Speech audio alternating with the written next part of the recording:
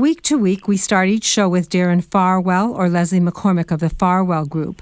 And we've had many requests from listeners who want to understand how women can navigate their own finances. And as a result, Darren has started a series, Women, Widows, and Wealth. So good morning, Darren. Good morning, Marilyn. What do you have for us today?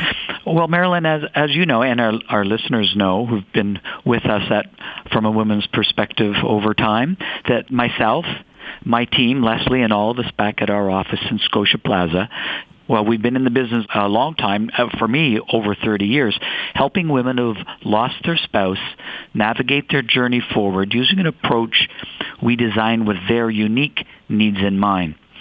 And the need for many women to be more proactive in their families' investment and planning means that, in order for that to happen, there needs to be a language and a safe way for them and their partners to discuss what's involved in personal wealth. Now, last week, we discussed how to avoid some of the arguments which often seem to happen around money and create that safe place to discuss investments, financial planning, and those sort of things.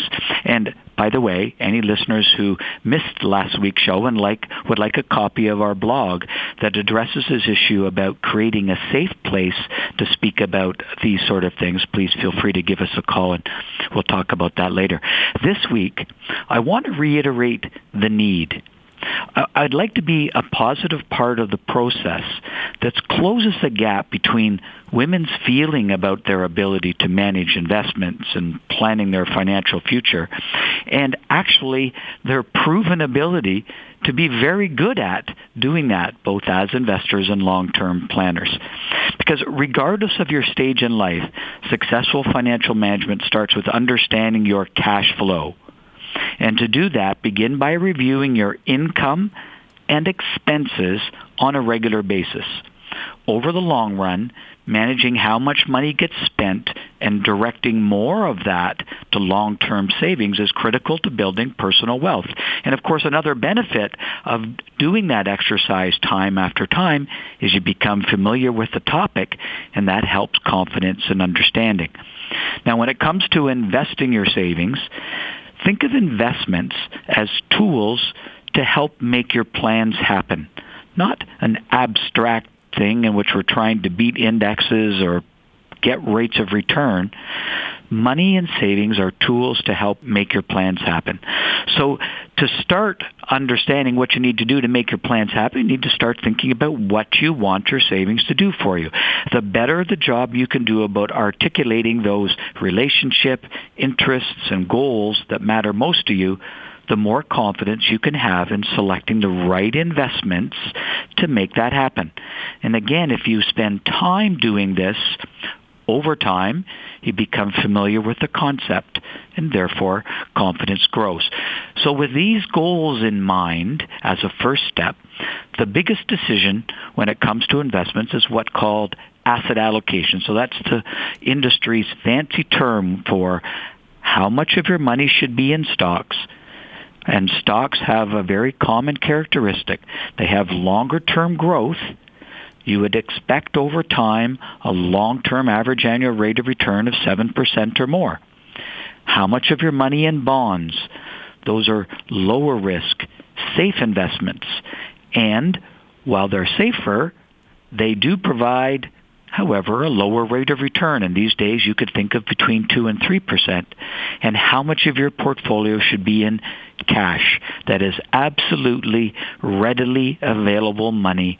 And if you go to the bank today and put your money in a high daily interest savings account, you're going to get kind of between 1 and 2%. So it's how you mix those three different things, stocks, bonds, and cash, that will determine over time how your savings grow. And we want to make sure that your savings are growing in a way that's consistent with what you need to make your plans happen. So personally, I like to have professional advice because I'm not confident enough to go in there and buy stocks on my own. So you basically are educating us, but you're willing to hold our hand and to help us navigate our investment portfolios, are you not? Absolutely. And in the end of the day, what we do recommend is this asset allocation decision is not something necessarily to tackle by yourself if you've never done it before. Identify professionals who can help. Even if you're single, you're not alone.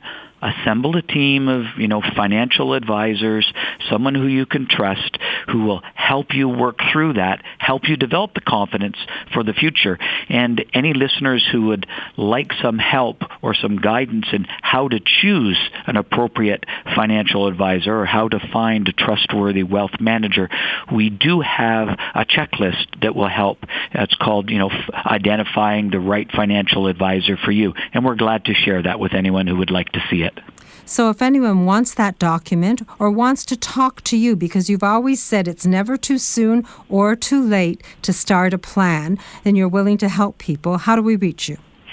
Please feel free to give me a call at 416-863-7501. And for those people who are on Facebook, you can also find us at the Farwell Group on Facebook, and of course our website, also the Farwell Group. The Farwell Group and Darren Farwell can guide you and help you to protect your future. You can navigate it and take charge and be confident doing that, but you need the right advice. Feel free to call Darren and book a time, no obligation, and you can get the information you want. 416-863-7501. Thank you, Darren, and I look forward to learning more next week. Always a pleasure being here, Marilyn. I am Marilyn Weston, and you're definitely getting it straight from a woman's perspective this entire hour here on Zoomer Radio.